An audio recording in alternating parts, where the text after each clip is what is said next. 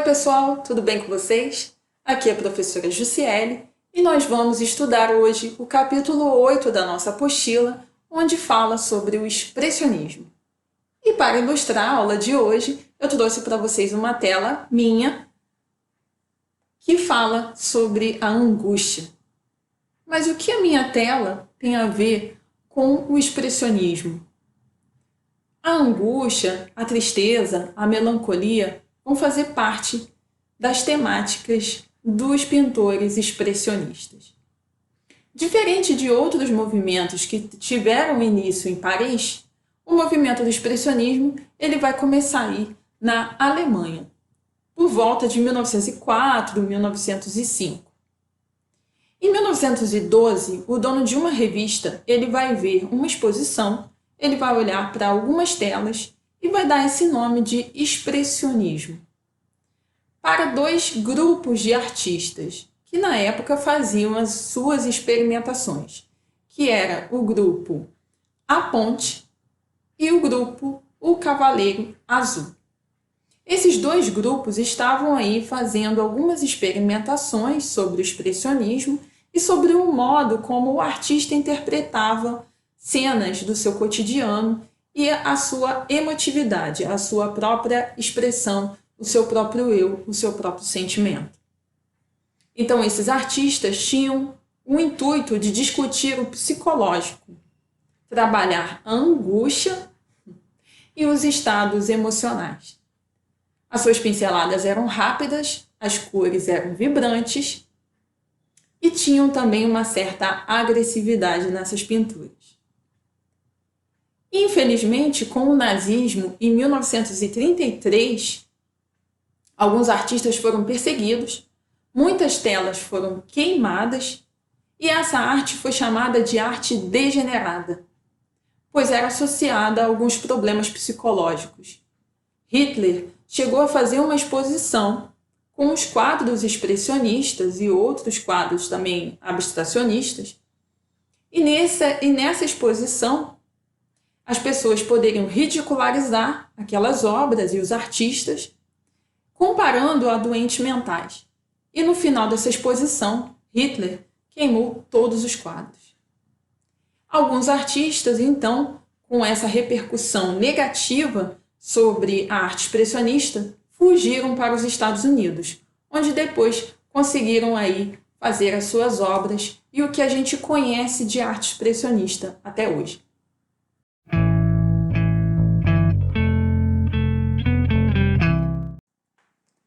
Os artistas expressionistas vão ter como influência o trabalho de outros artistas que vieram antes deles, como o Paul Gauguin e o Van Gogh.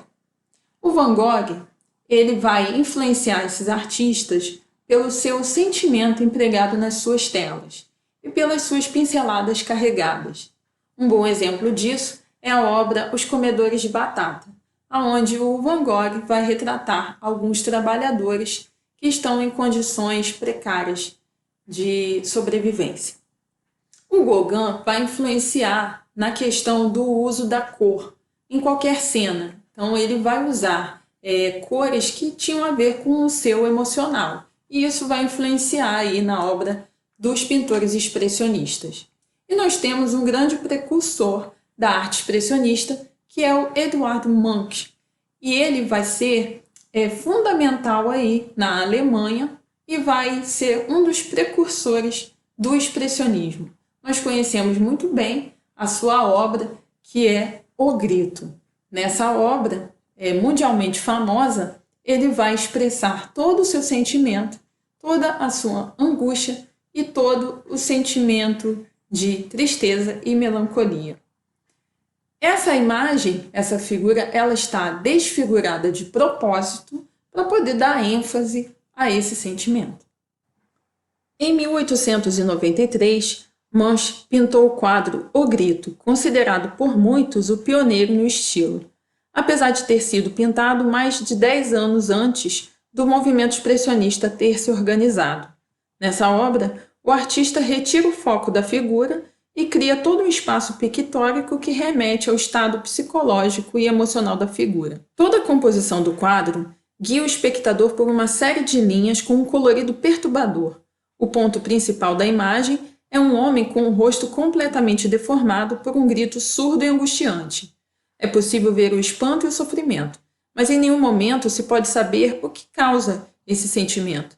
A ausência de um motivador para tal sofrimento faz com que a agonia seja maior, pois o observador, ao se questionar o que causaria tal grito, acaba voltando-se para seus próprios sentimentos e medo. Outro artista que agregou valores aos trabalhos expressionistas foi James Ensor. Suas obras eram simbólicas e tinham interpretações subjetivas com telas cheias de máscaras e de esqueletos, que representavam aí uma fantasia. O estranhamento trazido por essas figuras levou Ensor a expor as suas obras em salões alternativos, já que salões de arte tradicionais achavam a sua arte um pouco esquisita. Ensor também se tornou importante para a fundação do surrealismo, que é um movimento de vanguarda que vai se apoiar na interpretação do subconsciente humano de uma maneira simbólica. Então ele vai ser importante aí para futuras pesquisas surrealistas. Os pintores expressionistas estavam divididos em dois grandes grupos. O primeiro grupo, que é o Die Brücke, espero que a pronúncia esteja correta, é o grupo da ponte. Eles tinham em comum o trabalho em conjunto. Então, um fazia a versão do quadro do outro, e eles tinham essa relação de amizade e de troca de conhecimentos. Eles também eram contra os ideais clássicos. Eles queriam romper com essas formas tradicionais de arte, e aí pensavam em novas estruturas e em novos pensamentos. Eles usavam cores vivas, pinceladas rápidas, e muitas vezes esses quadros eles têm aí um tom de agressividade.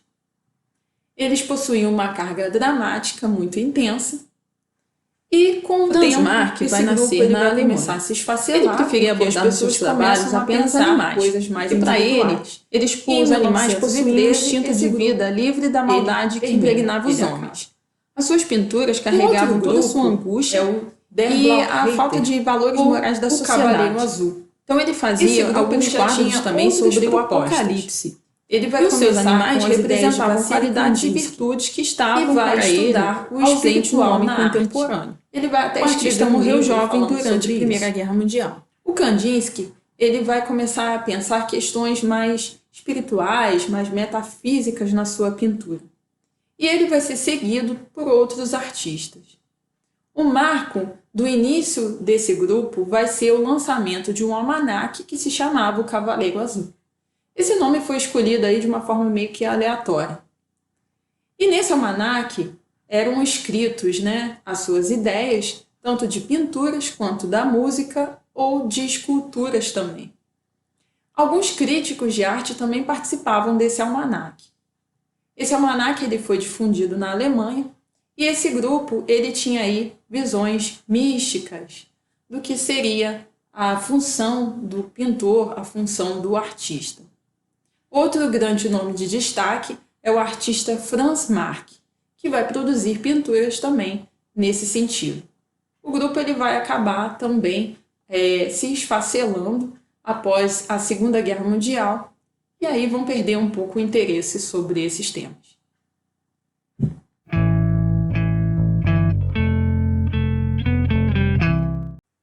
Vassily Kandinsky vai nascer na Rússia e é considerado por muitos estudiosos um dos principais pintores do século XX, não só pela sua produção, mas também pela sua pesquisa teórica sobre a linguagem e o impacto da arte na sociedade. O Kandinsky ele vai se basear nas cores e nas formas para criar suas cenas.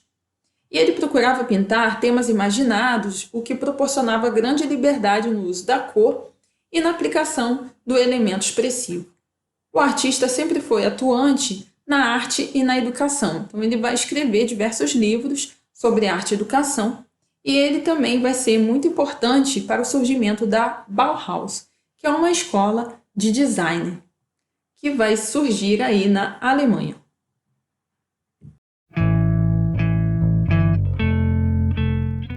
O expressionismo no cinema aconteceu devido ao esforço de uma série de cineastas durante a década de 20. Esse movimento levou os valores da pintura expressionista para o cinema, e ficou conhecido como cinema expressionista alemão.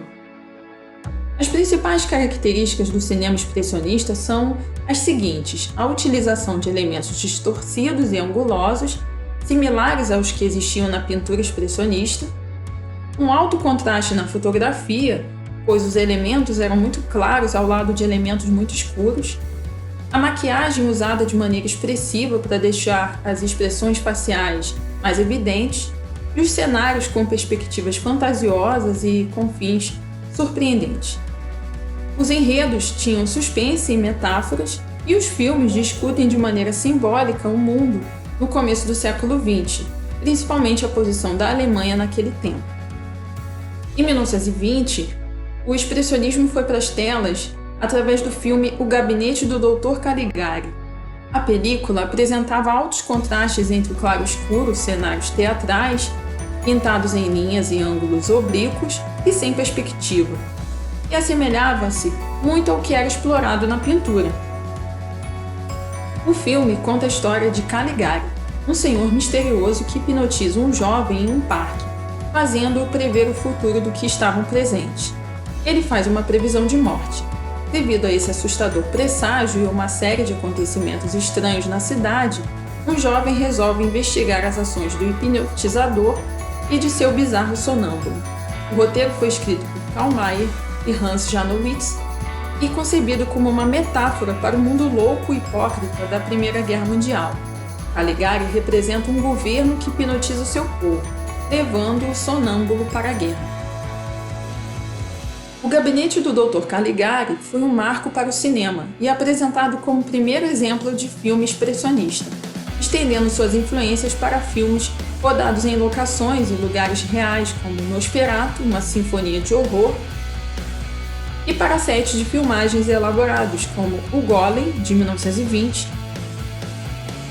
Outro grande cineasta que se inspirou no expressionismo para a criação de seus filmes foi Fritz Lang, autor de A Morte Cansada, dos dois filmes Dr. Mabuse e de Metrópolis, seu trabalho mais conhecido.